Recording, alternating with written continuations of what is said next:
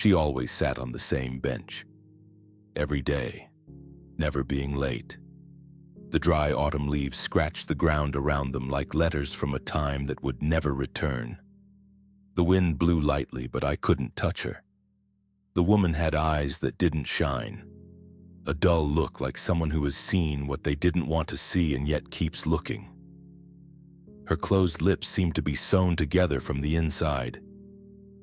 There was something about her that wouldn't move, no matter what was happening around her. Her name was Helena, but few knew, and even fewer dared to ask. It was as if the silence she carried made too much noise. On her lap, an old portrait. The frame is worn, the glass is cracked in one corner. The image of a smiling boy, perhaps 8 or 9 years old. The light from the faded photo seemed to have erased the sound of laughter that had once been there.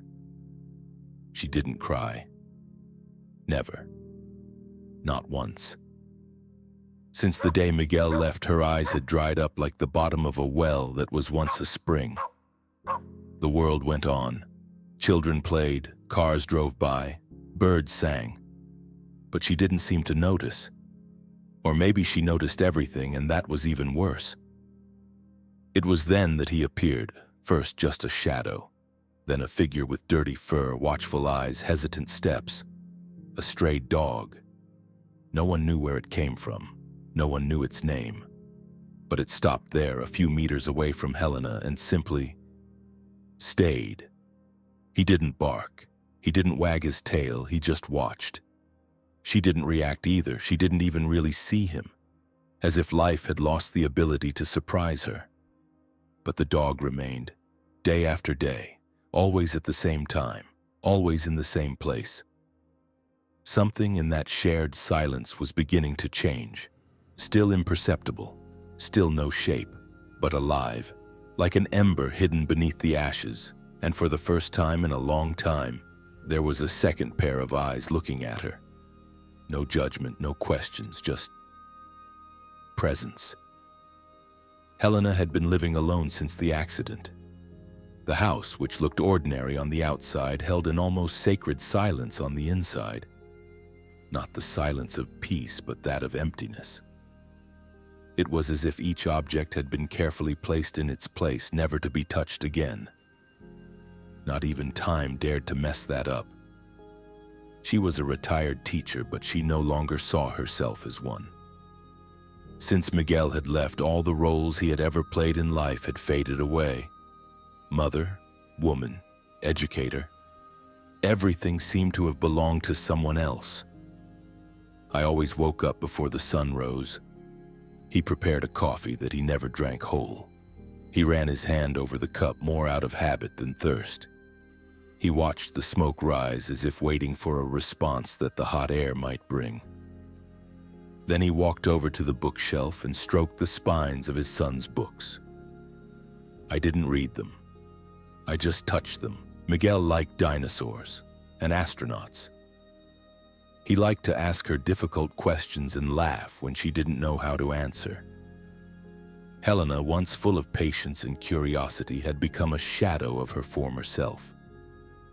Memories came to her in fragments: the smell of his shampoo, the sound of his laughter in the backyard, the stories they made up before bed. Sometimes I would stand in front of his bedroom door for long minutes. It didn't go in. He would just touch the doorknob and go back into the room, as if by opening the door she could undo the tenuous thread that still connected her to the past. The world around her kept spinning, but for Helena everything seemed suspended. Her neighbors had already stopped trying to talk to her. Her old friends no longer knew how to approach her, and she never asked for help. For many, crying is a sign of rock bottom, but for her the well was dry, so dry that not even crying could find a way out. Meanwhile, the dog kept appearing, always at the same time, always at the same distance. Helena saw him, of course, but she made a point of ignoring him, or at least she pretended to. Deep down, there was a part of her that noticed the way he sat, the way his head tilted slightly, the way his eyes seemed to recognize something in her. but she didn't want to acknowledge anything, not anymore. Yet the next day, there he was again, and the next, and the next, as if he was waiting for something, as if he knew she wasn't done feeling what she needed to feel yet.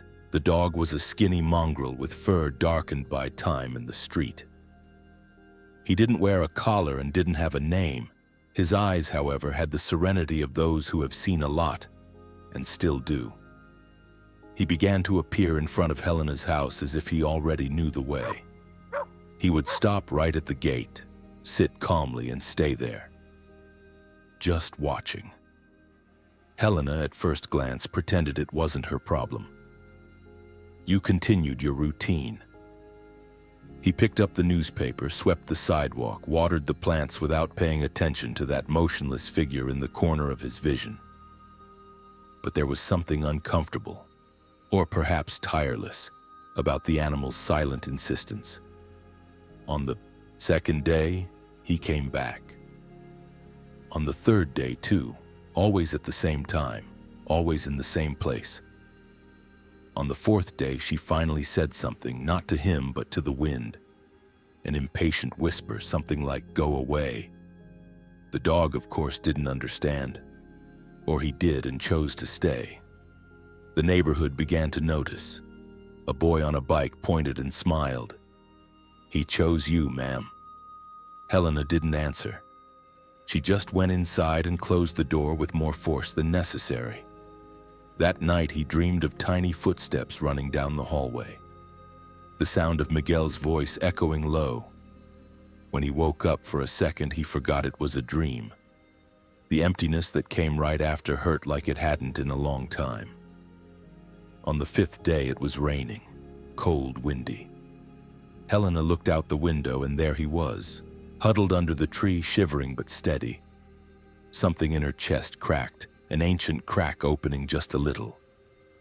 He walked out slowly, with an old blanket in his hands. He approached as if approaching a memory. He placed the blanket next to the dog without touching him. "It's not because of you, it's just because it's raining," he murmured. He looked at her with eyes that asked for nothing. They were just grateful.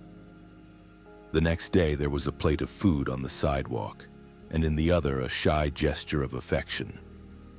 Helena didn't know it yet, but she was beginning to be pulled back into life, not with screams, not with promises, but with the serene constancy of a being who knew how to wait. The days began to intertwine in a new, almost imperceptible way. Helena no longer wondered what the dog wanted. She knew he was just there. And this presence, in a way, began to make the other voids in her life, so big and frightening, seem a little smaller. She began to notice that in the mornings when she turned away from the window, the dog was there, sitting, watching. It was as if he was waiting for something. And he wasn't in a hurry. He seemed to understand that Helena's grief was a kind of deep silence, and time needed to pass slowly, so that she could reconnect with the world.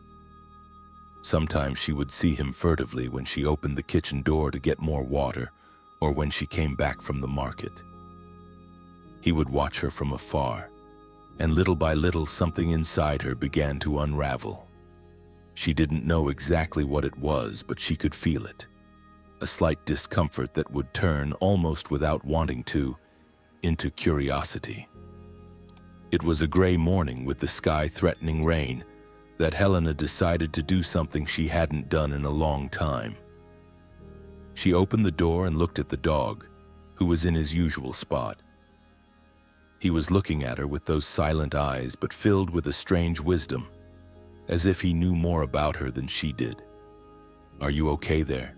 she said, almost as if asking herself. Her voice sounded strange, as if she were rediscovering herself.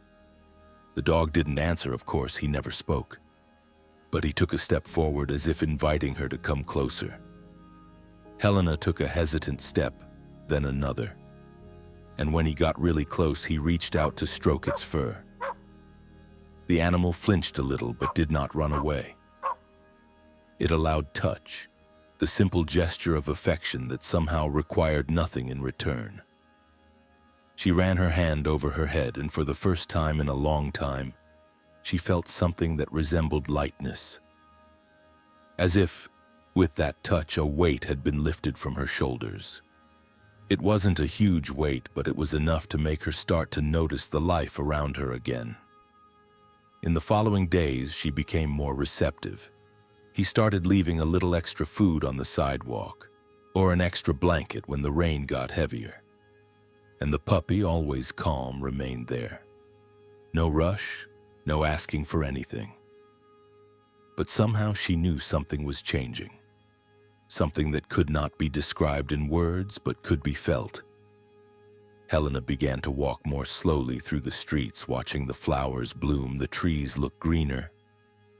Something in her was beginning to open up again. Not a miracle cure, but a simple permission to feel. The dog, in his silent presence, was teaching her something she didn't know she needed to learn. That sometimes the healing process begins not with grand gestures, but with small steps of acceptance. As the days went by, Helena's routine began to adjust in subtle but undeniable ways. The dog became a constant presence, and his presence began to make the emptiness in her life more bearable. Each day was a new discovery. Sometimes she noticed he was there before she even opened the door. Other times it seemed like he had been there the whole time, waiting. She no longer saw him as a simple street dog. There was something deeper there, something mysterious that she couldn't explain. He was always at the same time in the same place. And as she observed him more closely, something began to bother her. It was one of those days while she was sitting on the porch that she noticed. The dog was no longer just waiting. He was approaching her in a more decisive manner, as if he had something to do. He was walking up to the gate, looking at her as if he wanted to get her attention. It was a small gesture, almost imperceptible, but Helena felt that there was something there. As if he was showing her that there was more to be revealed, that there was something beyond the surface of this relationship that was slowly forming between them. That day, she did not ignore the silent invitation. She stood up slowly, and the dog, as if waiting for this movement, moved aside, giving her space. Helena walked to the gate and with a hesitant gesture opened the door for him. He walked in with a firm but unhurried step. He looked at her, his eyes fixed as if he were saying something silently. Helena didn't know what it was, but she felt it. A shiver ran down her spine, and she felt a wave of emotions she hadn't known still existed. The cub then approached a small tree in the corner of the garden.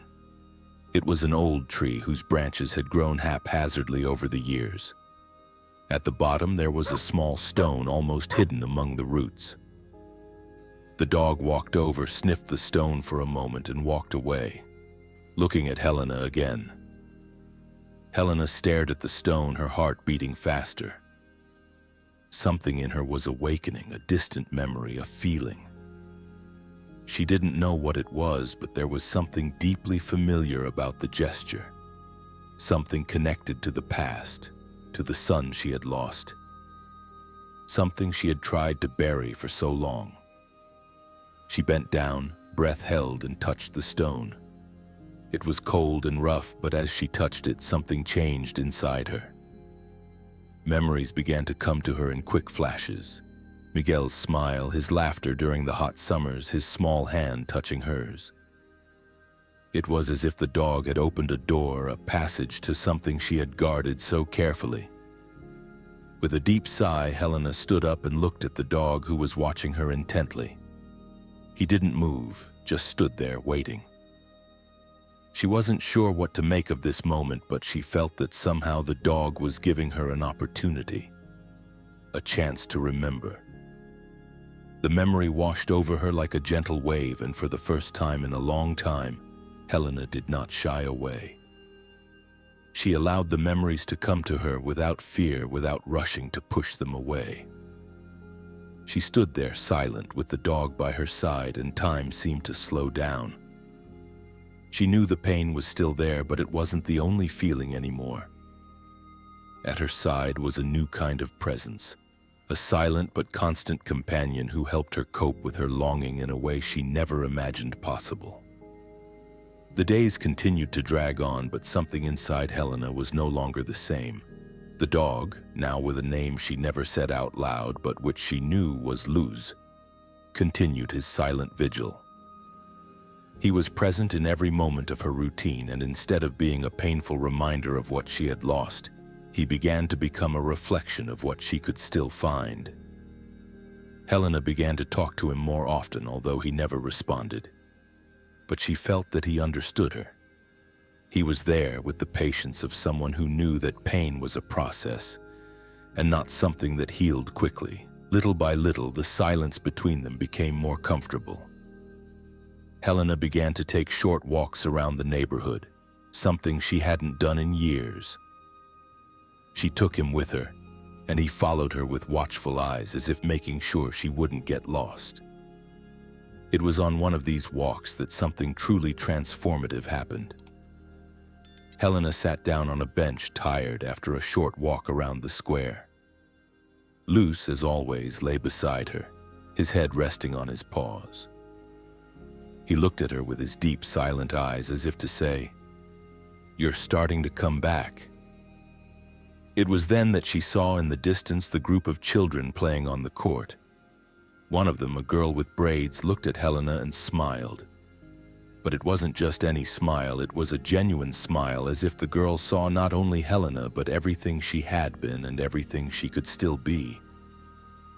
A deep emotion invaded Helena's chest, and she felt something rare and powerful, something she hadn't felt in a long time, a connection with the world around her. Helena stood there for a moment, simply observing. She felt the weight of longing, but at the same time the certainty that life could still offer moments of beauty. The girl's smile touched her like a reminder that pain did not define who she was, but rather her ability to continue living, to continue feeling. Luz then stood up with a smooth movement and touched Helena's foot with his nose. She looked at him, and for the first time, without words, she realized what he had come to do. He wasn't just saving her from her loneliness. He was teaching her to reconnect with the world, to allow herself to be touched by life, even when the pain was still there.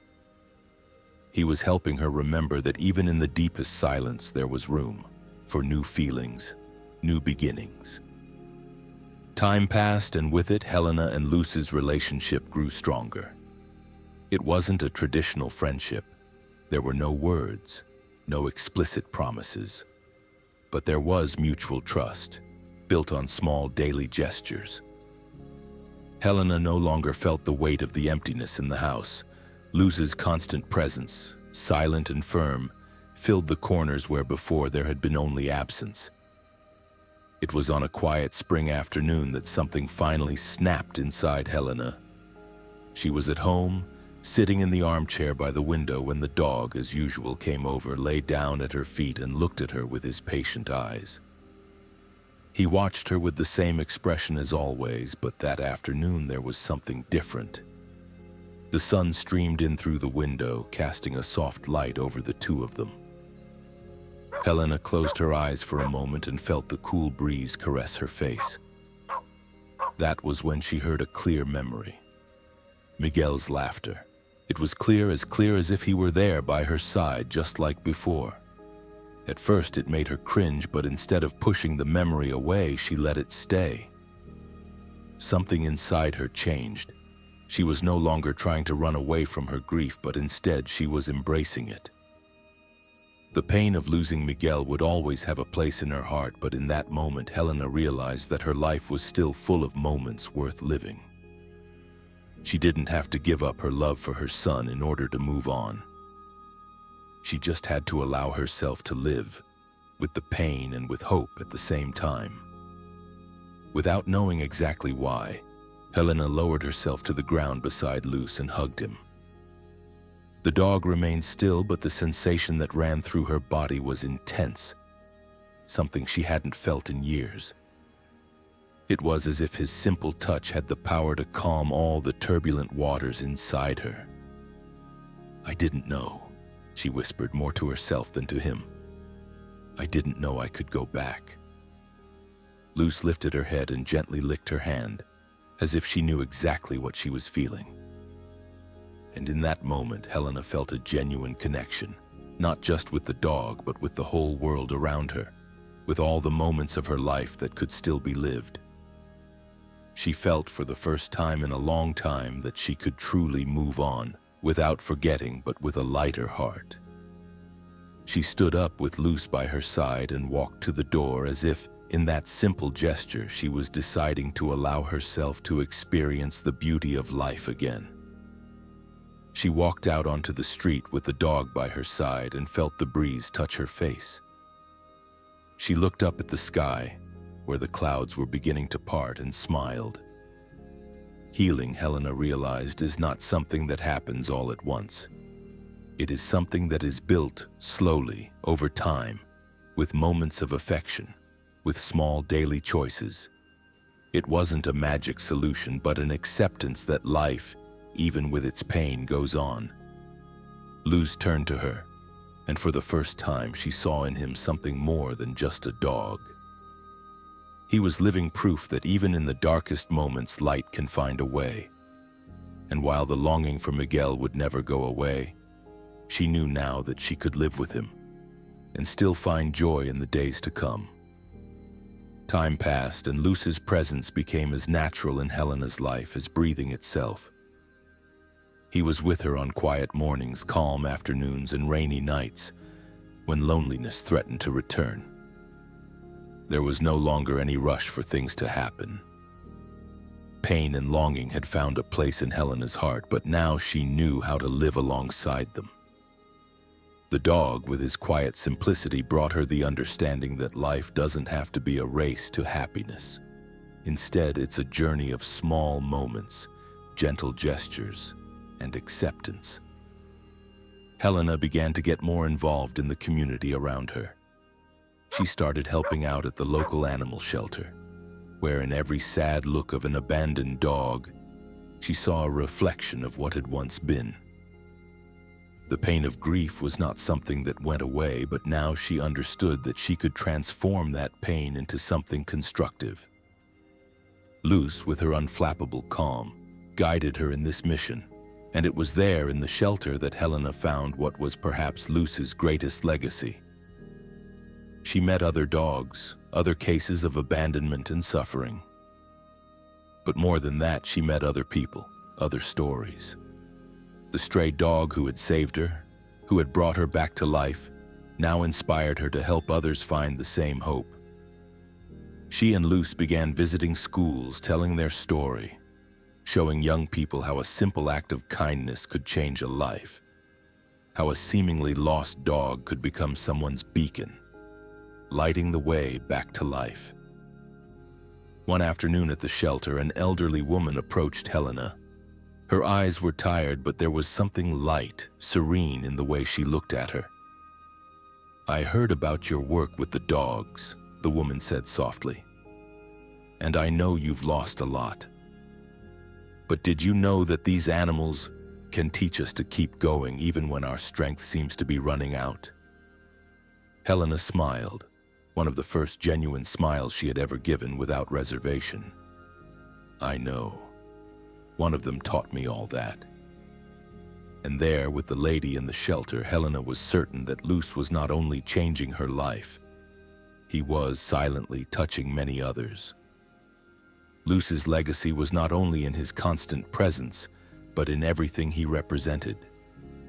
Resilience, patience, unconditional love, and the certainty that even after great losses there is still much to live for.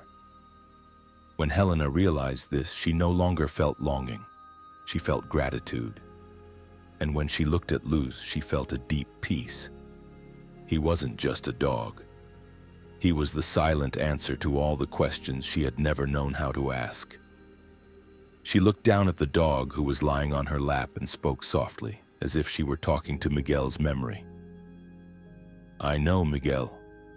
You've always been with me, Now with Luz, I'm finding a new path, and that's okay. I'm not alone. Luz lifted his head as if listening to her words, and somehow Helena knew he understood. He always would. Life goes on, she thought, but now with a new perspective. Pain never completely disappears, but in time it can be softened by the presence of those who teach us how to live again, who teach us how to love without fear. Luz, the stray dog who brought light back into her life, would forever become a part of her. Not just a memory, but a living legacy of transformation and hope.